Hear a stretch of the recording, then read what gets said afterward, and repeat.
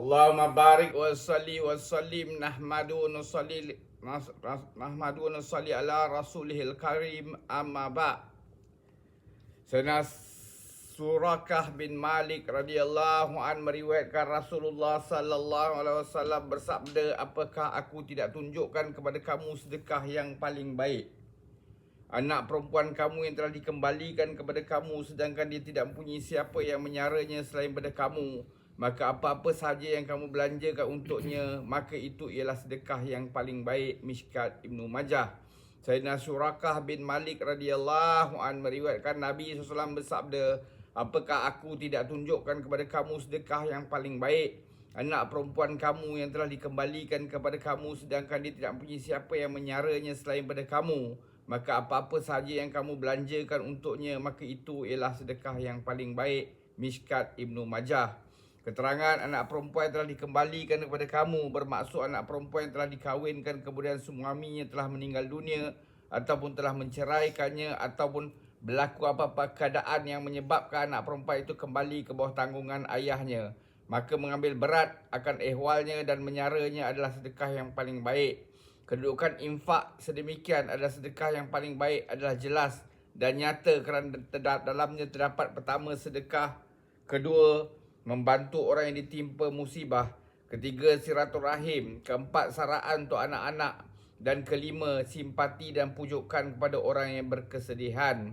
Pada permulaan, keadaan anak-anak berada di bawah tanggungan ibu bapa adalah asbab kegembiraan, bukannya kesedihan. Sebaliknya, selepas anak itu telah mempunyai rumah dan tempat berteduh sendiri, kemudian kembali semula di bawah jagaan ibu bapa, maka dia akan menambahkan kerunsingan. Nabi SAW bersabda, sesiapa yang memudahkan urusan orang yang ditimpa musibah, maka akan ditulis untuknya 73 darjah pengampunan. Satu daripadanya sudah cukup untuk kebaikan dan kelancaran urusan dunianya, dan 72 lagi akan meningkatkan darjatnya di akhirat.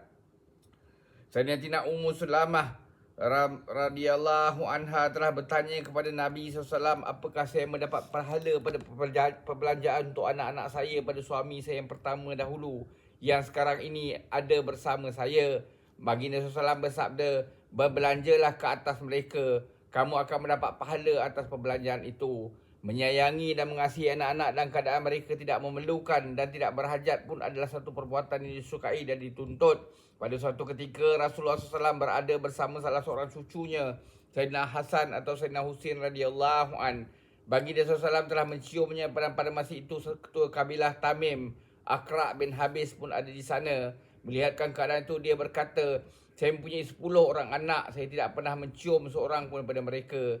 Baginda SAW telah merenungnya dengan tajam lalu berkata, siapa yang tidak mengasihi orang lain, maka dia pun tidak akan dikasihi. Dan sebuah hadis lagi dinyatakan bahawa seorang badui telah berkata, kamu mencium anak-anak, kami tidak mencium anak-anak kami. Baginda SAW bersabda, apa lagi yang boleh aku lakukan jika Allah SWT telah mengeluarkan perasaan kasih sayang pada hatimu? Keadaan anak perempuan itu tadi sebagai orang yang ditimpa musibah, saya pada keadaannya sebagai anak menyebabkan pahala yang khusus akan diperolehi. Semoga Allah SWT bagi kita taufik untuk kita ambil iktibar, amalkan dan sampaikan. Subhanallahi wa bihamdihi, Subhanakallahumma bihamdika, asyhadu an la ilaha illa anta, astaghfiruka wa atubu ilaik. Subhana rabbika rabbil izzati amma yasifun, wa salamun alal mursalin, alhamdulillah rabbil alamin. Taqabbalallah.